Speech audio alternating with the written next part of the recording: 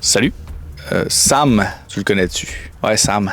Ouais, Sam Altman. Ça te dit quelque chose, ça? Ben, si ça te dit rien, je vais t'expliquer son histoire, puis à la fin de la vidéo, tu devrais la connaître. Fait que let's go! Bon, ça a l'air de rien, mais avec ça, aujourd'hui, il dirige l'une des entreprises les plus révolutionnaires du monde. C'est quoi son histoire? D'où est-ce qu'il vient? Comment ça a commencé? On voit tout ça, traite là. Bon, déjà cassé le punch, j'ai déjà dit son nom, Sam Altman. Je vais pas dire son nom de famille tout le long parce que je suis même pas sûr de le prononcer comme du monde. Altman, je suis pas sûr. En tout cas, gars, je vais l'appeler Sam, ok? Sam. C'est le fondateur d'OpenAI, plus reconnu sous le nom de ChatGPT. Et aujourd'hui, je vais te raconter son histoire. Sam, il est né dans les années 1980. À peu près depuis qu'il a 8 ans, il code. Depuis qu'il a 8 ans. 8 ans? Je sais même pas ce que je faisais à 8 ans. À 8 ans, qu'est-ce qu'on fait? Normalement, on apprend à faire du vélo sans les petites roues. Lui, il code, OK? T'as montré à quel point c'est un débile mental, là. Fait qu'il passe beaucoup de temps sur l'ordinateur de sa famille. Donc, c'est lui qui monopolise la place là-dessus. Fait qu'il y a vraiment une passion pour le codage.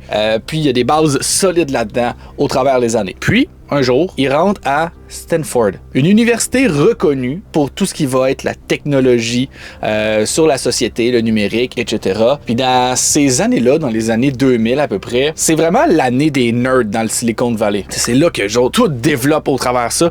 C'est pas la première fois que t'entends que des prodiges arrivent du Silicon Valley. Donc c'est vraiment une époque de nerd, mais Sam, lui, il aime ça. Puis il veut en faire partie. Donc il développe, il apprend, puis en 2005, il quitte Stanford. Tant ça allait si bien. Il emballe ses affaires, puis il part. Mais est-ce que c'est pour la meilleure décision? Donc, il a vraiment pris une décision cruciale, influente dans sa vie, et il a rejoint l'entreprise Looped. L-O-O-P-T. C'est la première fois que j'entends ça, mais ça n'a pas fait son succès. Mais gars, je t'explique ça. C'est une application de réseau social, mais avec localisation. Donc, dans le temps, faut comprendre qu'en 2005, on n'avait pas vraiment les GPS super bien intégrés. Donc, lui, il a vraiment mis ça de l'avant de son côté. Looped, c'était vraiment à la pointe de la technologie. Ça permettait de savoir, bon, où sont tes amis, ce qu'ils font, un petit combiné avec les réseaux sociaux, puis le suivi en temps réel. Donc, pour les chums qui espionnent leur blonde, là, c'était parfait cette application-là. Tu pouvais la traquer, puis savoir ce qu'elle fait, ce qu'elle va voir un autre gars, on va revenir à la vidéo. C'est un concept innovant, ça a quand même bien développé, ça a quand même eu, par contre, la difficulté à se mettre en place, mais il a quand même soulevé 30 millions en capital risque. C'est quand même pas rien comme chiffre, là. Malgré tout ça, ça n'a pas empêché qu'ils arrivent à le vendre. Ils l'ont vendu à Green Dot pour le montant de 43,4 millions de dollars. Man, en 2012, il y a 32 ans, ce petit bonhomme-là, Sam, puis il y a 30 millions dans les poches. 43 millions, bon, ça a été divisé, mais gars, il y a quand même de l'argent dans ses poches, c'est fou, là! Fait que ça a vraiment permis de se créer un réseau, d'avoir de l'argent, d'avoir des contacts solides, puis de se développer au travers de ça. Donc, c'est pas la fin pour Sam. Après l'acquisition de Green Dot pour sa compagnie Looped, il a décidé de rejoindre Y Combinator.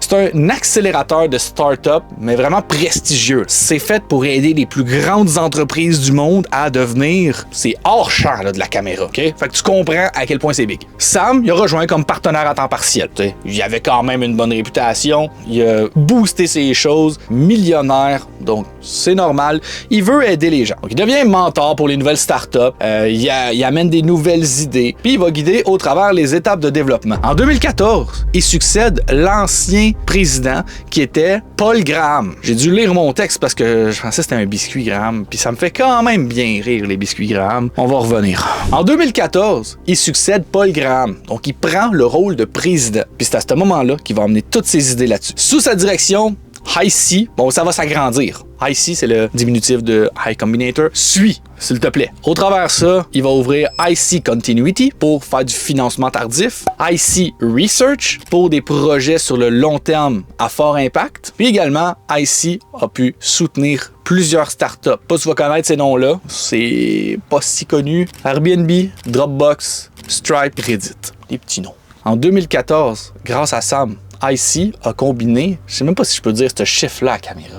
Man, 65 milliards. 65 milliards de dollars! Je sais même pas ce que je pourrais m'acheter avec 65 milliards, mais une maison à 1 million fois 65. Je pourrais m'acheter 65 000 maisons. C'est beaucoup trop d'argent. Fait qu'il a vraiment étendu son rôle au travers de ça. Sam s'est dit que maintenant, il voulait aider 1000 entreprises à se développer. Encore une fois, des entreprises prestigieuses, pas n'importe qui. C'est pas en vendant des chandelles que tu vas commencer, à moins que ce soit beaucoup de chandelles. Il veut aider des entreprises. Il gagne de l'argent, il est riche, mais Sam veut faire autre chose. Il veut faire une différence dans le monde. Peut-être l'arrivée de quelque chose de nouveau, l'intelligence artificielle. En 2015, Sam s'associe avec mon chum Elon Musk, puis il crée OpenAI. OpenAI, pas si ça dit de quoi. Il passe avec des partenaires. Ça, je vais lire ma feuille, hein. Greg Brockman, Ilya Sutskever, à Wachizaramba, à John Schulman. Je me forcerai pas plus à relire les noms, sinon on va les lire quelque part. On va les marquer. Eux autres, leur but avec OpenAI, c'est de transformer la société, de faire quelque chose de nouveau puis de révolutionnaire. Puis en plus, ils ont déjà des reconnaissances au niveau de l'éthique puis de la sécurité. Fait qu'avec OpenAI, ils visent justement l'intelligence numérique pour l'humanité. Quand même quelque chose d'assez gros, là. Donc, ils créent une AGI sûre, transparente, alignée sur les valeurs humaines. Vu qu'ils ont une mission convaincante, ben, ils veulent devenir leader tech de haut niveau. OpenAI, ça attire pas mal l'attention quand ils le développent. Ils ont le soutien de la communauté technologique parce que justement, c'est des gros players là-dessus. Puis, ils ont des recherches fondamentales en intelligence artificielle au début. Ils développent la série Pre-trained Transformer GPT, donc GPT. Ils ont également lancé GPT-2 en 2019. Ça attire beaucoup l'attention, GPT-2, surtout parce qu'il est capable de créer des textes avec de la cohérence, puis quelque chose de soutenu. C'est pas juste une petite intelligence niaiseuse qui dit n'importe quoi. C'est vraiment cohérent. Puis en 2019, ça me dit « Ok, on a du gros potentiel, je quitte YC », donc l'entreprise d'avant. Si tu suis, ça devrait bien aller. Et il décide de devenir PDG d'OpenAI. PDG. OK? Un PDG, c'est, bon, bien, dans la petite tuto du jour, un PDG, c'est un président directeur général. C'est un nom long de même. Pour dire qu'en gros, t'es important. Fait que si un jour tu rencontres un PDG, on le respecte. En 2020, il lance GPT-3. Puis c'est là qu'on a une énorme vague sur l'intelligence artificielle. On a une application avec 175 milliards de paramètres. Tout de même, là, mais notre cerveau a 85 milliards. C'est le double d'un cerveau humain. Ils ont réussi à reproduire un cerveau humain 2 fois. Puis je suis pas médecin, là, si tu me dis qu'il y a plus de cellules, je les ai pas comptées. OK? On va pas commencer à s'ostiner sur les cellules, mais on peut le faire en commentaire. Merci. Fait que GPT-3, c'est vraiment innovant dans le secteur. Il y a des développeurs puis il y a des entrepreneurs qui exploitent beaucoup les capacités également. C'est là qu'à ce moment-là, on va commencer à faire justement la création de l'application grâce à GPT-3. On va l'utiliser pour tout ce qui va être des chatbots, des assistants virtuels, des storytelling, des scripts. Bref, on l'utilise pour plein de choses vu que ça a vraiment une grosse impact au niveau de la rédaction puis de la cohérence. Après ça, OpenAI va progresser pour tout ce qui va être la robotique, l'ordinateur, puis l'apprentissage par renforcement. Parce que cette intelligence-là, elle s'auto-nourrit pour devenir de plus en plus intelligente. Ça fait peur. Au travers de tout ça, c'est vraiment une pente montante jusqu'au jour où est-ce qu'il commence à avoir des petites bisbilles à l'interne. À un certain moment, la direction a décidé qu'il n'aimait plus Sam. Donc le 17 novembre 2023, ils ont renvoyé Sam. Ils ont retiré le gars avec un titre long de même de leur entreprise. Jamais tu retires un gars avec un titre long de même dans ton entreprise. Tu sais pas à quel point ça fait une différence que je connais pas tant parce que j'ai pas géré des entreprises à milliards de dollars. Eux autres, ils ont dit que Sam n'était pas assez transparent dans ses communications. Ça, par contre, je suis quand même assez à l'aise dans le sens que, bon, si tu as quelqu'un qui ment dans ton entreprise, tu gères de l'intelligence artificielle qui pourrait détruire le monde, c'est quand même bon qu'il n'y ait pas de menterie.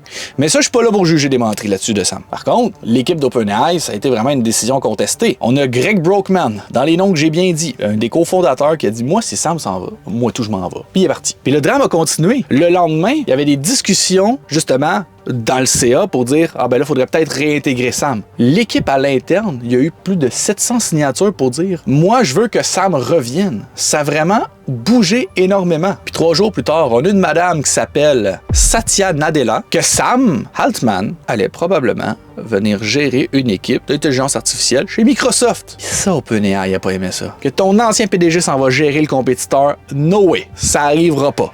Bref, ils se sont vraiment bougés à l'interne, puis ils se sont dit, OK, on va essayer de trouver une solution, on va essayer de ramener tout ça convenablement, et finalement, ben, le comité, suite aux actions, ont décidé de remettre. Et aussi, par le fait même, ils ont ramené l'autre dude, là, Greg Brockman, ils l'ont remis. Fait que tout est revenu comme avant. En gros, là, on va pas se le cacher. Cette histoire-là, quand même assez intéressant, c'est de la persévérance. C'est de la motivation, puis c'est comme ça en entreprise. Tu commences jeune, tu pousses, tu montes un projet sur ta passion, tu le développes, puis c'est correct. On a justement vu que Sam, ben, il a performé au travers plusieurs entreprises. Il a pris plusieurs fois avant de s'aligner peut-être un peu plus avec ce qu'il voulait vraiment. Aujourd'hui, il est avec OpenAI. Qu'est-ce qu'il va être dans un an? On le sait jamais. Il faut pas lâcher cette motivation-là. Ça va arriver. Des bouts de tough. On sait jamais à quel point ça peut brasser. Surtout dans le monde des affaires. Ou même dans la vie personnelle. Fait que, en tout cas, laisse-moi un commentaire pour dire ce que t'en penses. Abonne-toi pour plus d'histoires inspirantes. Puis on se rejase bientôt. La prochaine fois, on parlera pas de Sam. Peut-être. En tout cas, ciao.